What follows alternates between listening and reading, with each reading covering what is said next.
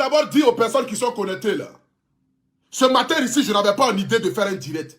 Parce que j'ai un rendez-vous chez mon styliste, je dois aller prendre mes vêtements. Donc si ce matin je me tiens devant vous, c'est parce que l'heure est gravée, c'est parce que je dois vous parler ce matin, la famille. Si je vous demande de partager le direct là, c'est parce que ce que je vais vous dire ce matin est très fort. La famille, je vous dis très bien, je ne suis pas venu m'amuser ce matin là. Je suis venu ici m'adresser à tous les jeunes de Séguéla. Je suis venu m'adresser ici à tous nos parents de Séguéla. Ce qu'ils sont en train de préméditer, ce qu'ils veulent faire. Raison pour laquelle ce matin ici, je suis assis devant vous. Pour m'adresser à cette jeunesse-là.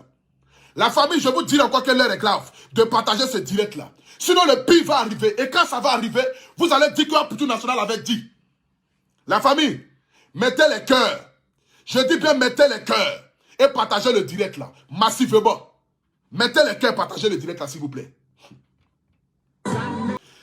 J'aimerais d'abord ici ce matin dire merci aux 2800 personnes qui sont déjà connectées ici. J'aimerais ici me présenter pour toutes les personnes qui me prennent en marche pour la première fois. Je suis Abré Stéphane Lumière de Paris, le Poutou National. Le paracétamol des réseaux sociaux, Premier ministre des Légionnaires. Pour ceux qui ont l'habitude de me suivre sur ma page Facebook, vous diront que non, je n'ai pas l'habitude de faire un direct aussitôt le matin.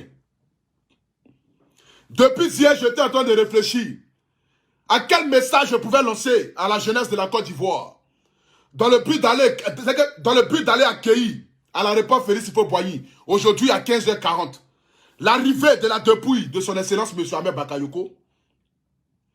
Je reçois un appel d'un frère de Séguéla qui me dit à Poutou National, l'heure est grave dans ma vie. Je dis, mais qu'est-ce qui se passe?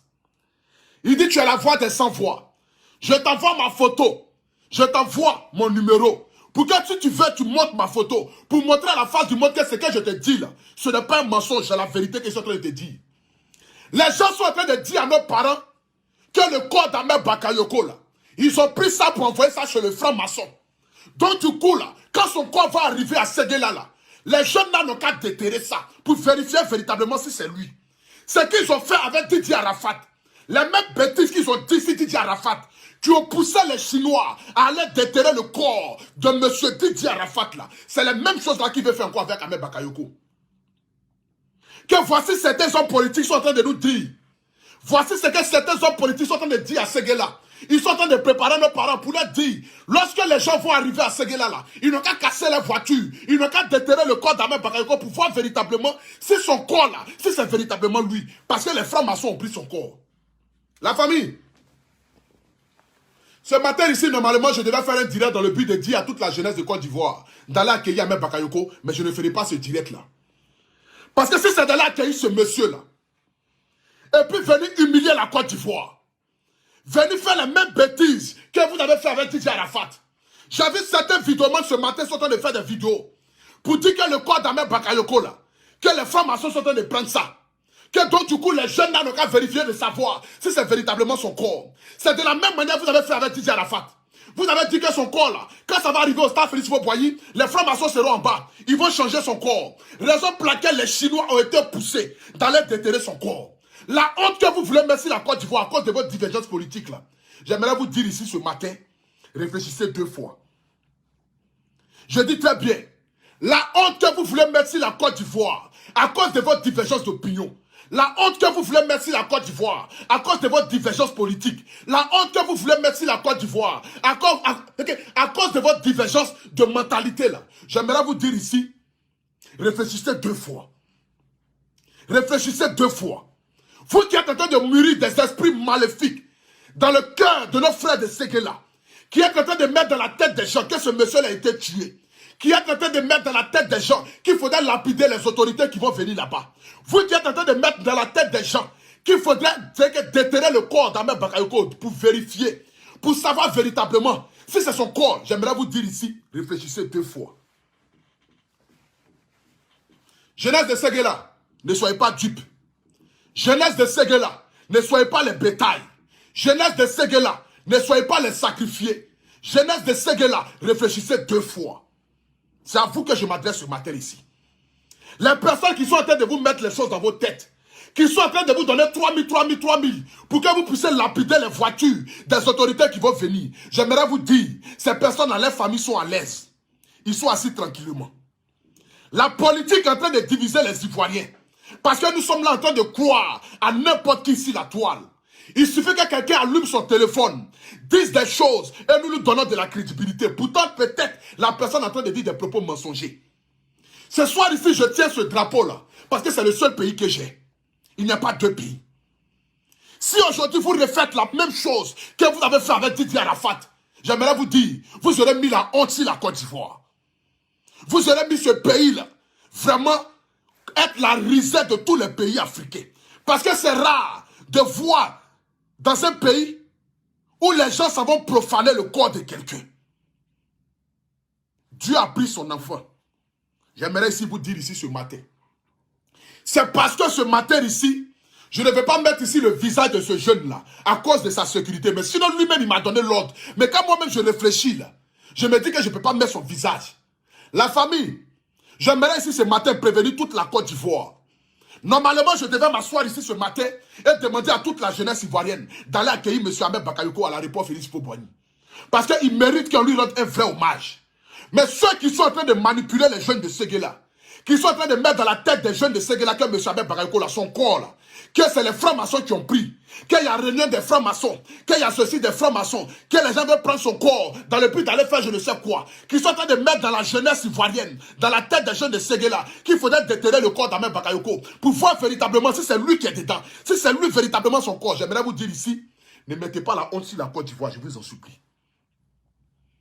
Ne mettez pas la honte sur la Côte d'Ivoire. Les mêmes bêtises là, qui ont été dites, qui ont été faites sur la dépouille de Didier Arafat. Les mêmes bêtises là, pour qu'aujourd'hui ces vidéos-là traînent dans les rues ici, ne faites pas ça avec ce monsieur-là, parce qu'il ne mérite pas ça. Il ne mérite pas ça.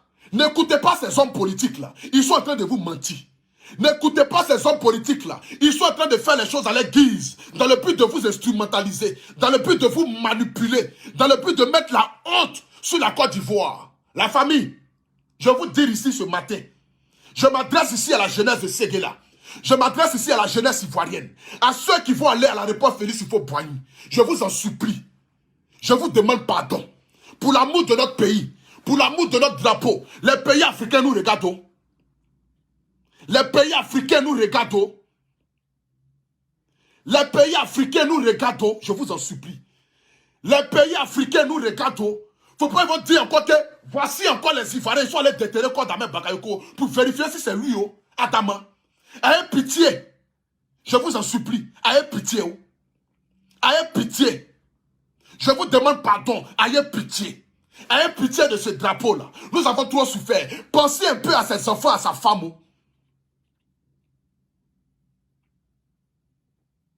Pensez un peu à ses enfants. Pensez un peu à sa famille. Vous voulez lui rendre hommage. Il n'y a pas meilleur hommage que d'aller l'accueillir à l'aéroport. Jusqu'à peut-être à Séguéla.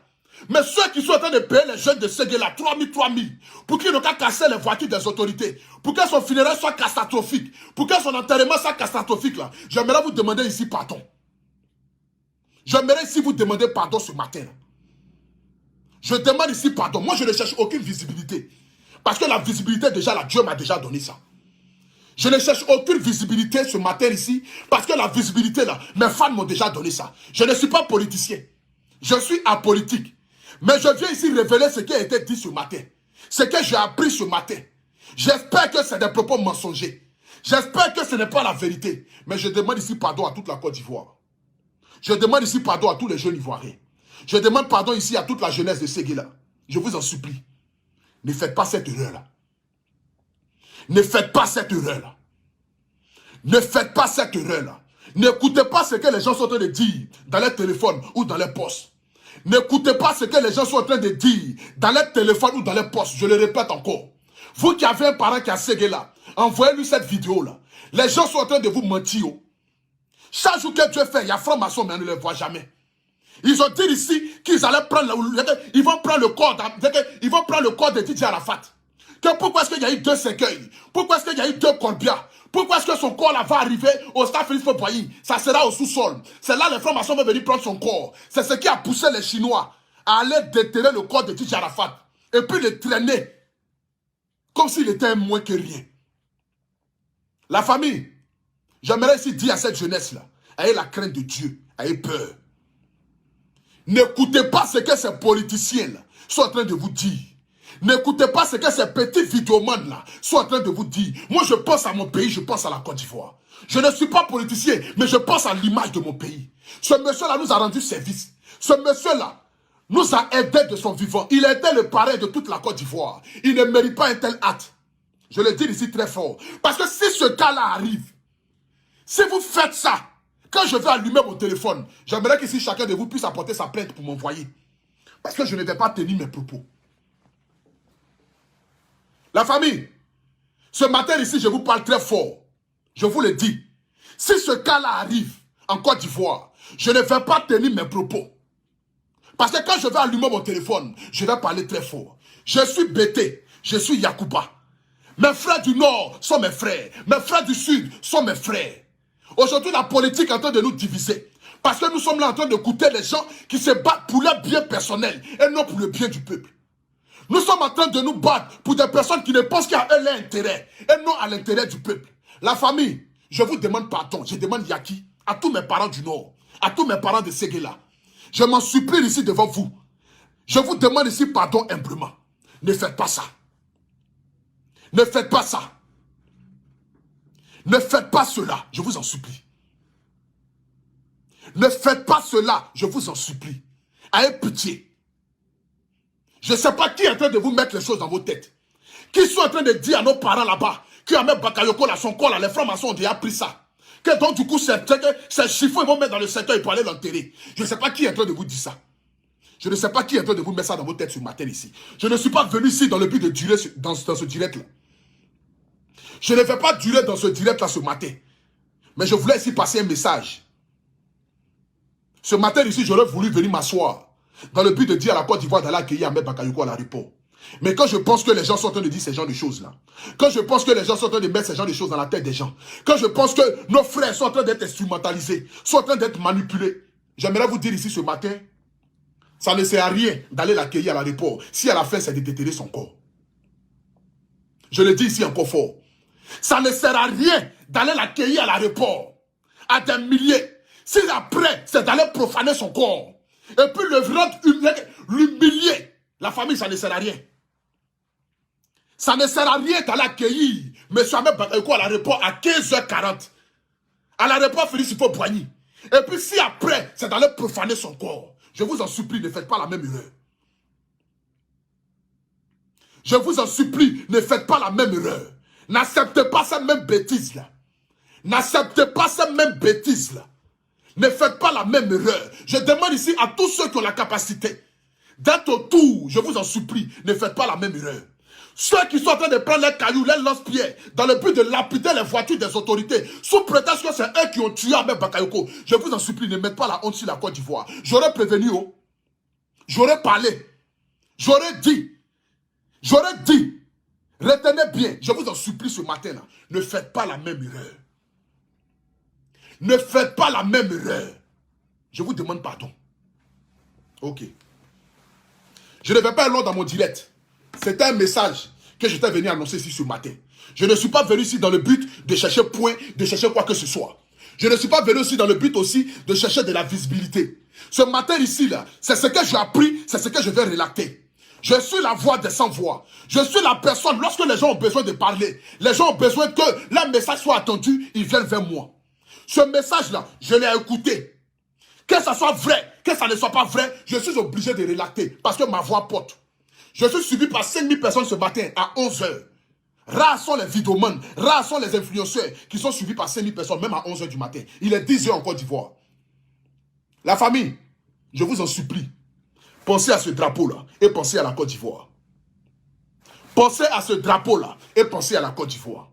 Ceux qui sont en train de vous dire que Ahmed Bakayoko, là, c'est un franc-maçon, que son corps, là, sera pris par les francs-maçons. Ceux qui sont en train de mettre dans votre tête à ce gars là-bas pour vous dire que c'est telle personne qui l'a tué, c'est telle personne qui lui a ôté la vie. Ils vont vous donner des lance-pierres, ils vont vous donner des cailloux, ils vont vous donner de je ne sais quoi, pour aller gâter le funérail, pour aller gâter les obsèques, pour aller les déterrer, pour aller le profaner. J'aimerais vous dire, pensez à la Côte d'Ivoire. Pensez à la Côte d'Ivoire. Je ne suis pas dans politique. Moi là, mes parents sont au pays.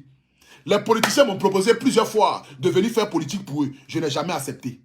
Mais je pense à l'image de mon pays. Parce que ce monsieur-là, s'il est profané là, ce n'est pas sa famille seulement qui va subir, mais c'est l'image de la Côte d'Ivoire. Ce monsieur-là, s'ils ont profané son corps là, ce n'est pas sa famille qui aura honte, mais c'est la Côte d'Ivoire qui aura honte. Nous serons la risée de tous les pays du monde entier. Parce qu'ils vont dire encore, c'est qu'en Côte d'Ivoire que ces cas-là arrivent. La famille, je vous en supplie, je le redis encore. Ce n'est pas mon parent. Oh. Ahmed Bakayoko n'est pas partie de ma famille. Je ne l'ai jamais vu. Il n'a jamais reçu un membre de ma famille. Il ne m'a jamais donné 5 francs. Je n'ai jamais mangé ces 5 francs. Je parle ici en tant qu'un jeune Ivoirien. Quelqu'un qui aime son pays et quelqu'un qui veut voir son pays dans la tranquillité, dans la paix, qui ne veut pas voir son pays dans la honte. Je parle ici en tant qu'un jeune Ivoirien, influenceur, qui a beaucoup suivi sur la toile. Je ne parle pas ici en tant qu'un jeune qui cherche à venir avoir des points ou venir parler de politique. Je ne suis pas politique parce que moi-même je ne suis pas allé loin à l'école. Je ne connais rien dans la politique. J'aimerais ici dire aux personnes qui vont mal prendre ma vidéo là. Je ne suis pas politicien. Je n'ai jamais fait la politique. Je n'ai jamais fait la politique. Je ne suis pas allé loin à l'école. Raison pour laquelle je reste dans mon registre de m'entretenir avec les footballeurs, avec les stars. Parler des affaires, des personnes qui ont subi peut-être quelque chose. Mais ce matin ici, si je parle de ça, c'est parce qu'une personne m'a appelé aussi. La personne m'a dit, montre ma photo. Mais je pense un peu à l'image de ce dernier-là. Pour ne pas que les gens peut-être allaient le traîner là-bas, mais soit le soulever pour dire que non, c'est lui qui est venu voir un vidéoman pour venir expliquer ce qu'ils sont en train de faire. La famille, raison pour laquelle je fais ma vidéo ce matin-là. Et je vous demande ici pardon humblement. À tout le peuple de Côte d'Ivoire. Ayez pitié. Je vous en supplie d'avoir pitié. Mes frères du Nord, vous êtes mes frères.